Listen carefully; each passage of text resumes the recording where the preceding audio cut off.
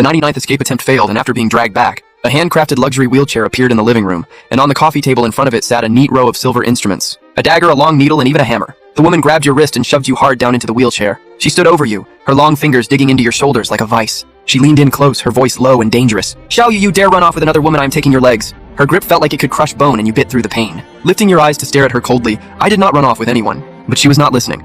She reached out and picked up a device called a bone crusher. She looked at you and smiled, but the smile was pure venom. "Don't be scared. It'll only take a second.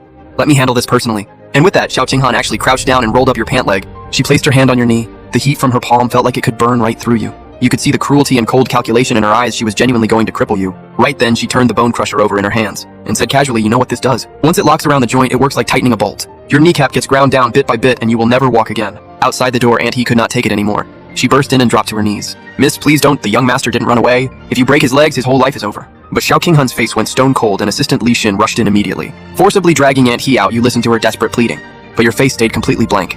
She tilted your chin up with the bone crusher. "Why are you staring at me like that?" you said evenly. "I want to see exactly how terrifying you really are." Hearing that, Xiao Qinghan let out a low laugh and snapped the bone crusher open. The ice-cold metal clamped around your knee in an instant. The chill cut straight to the bone, and then she actually pressed a kiss to your lips. Her voice soft as the devil's. "Don't be scared, this will be over soon." Just as her hand reached for the bone crusher again, you spoke calmly. "I have one last thing to say." She kept going without hesitation and gave it a merciless twist. Your kneecap screamed under the pressure, but you did not make a single sound. You just said coldly, "Bring my suitcase in." She cranked it tighter. The hand resting on your leg clenched into a fist, and your face drained white. The grinding grew worse, but you forced yourself to keep your eyes locked on her face. Then she caught sight of the veins straining across your hand, and her grip loosened just slightly without thinking. But she caught herself and reached to tighten it again with irritation. Right at that moment, Li Xin brought in your brown leather suitcase.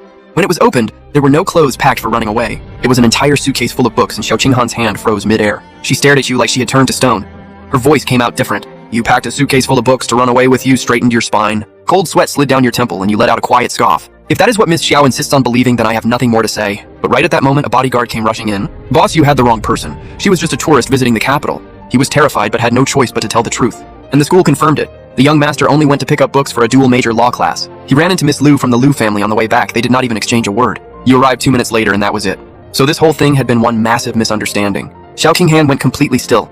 She snapped her gaze up and met your icy stare. The silence was suffocating, and then you let out a slow, soundless smile. You looked down at the ridiculous bone crusher still locked around your leg. A split second later, Xiao Qinghan pulled her hand back like she had touched a hot stove. Every ounce of that savage energy had completely evaporated. She pretended to study something on the floor, her hands fidgeting with nowhere to go. Finally, she shot to her feet and kicked the assistant clean off his feet. She screamed at Li Xin's face based on intel from her own people. "You come running with a report before verifying the facts," you thought to yourself. Classic wrong person, wrong call. Step 1, shift the blame. Li Xin lay on the floor with nowhere to direct his grievance. It was obviously Boss who could not wait. And now he was the one taking the heat, but he did not dare say a word. He scrambled up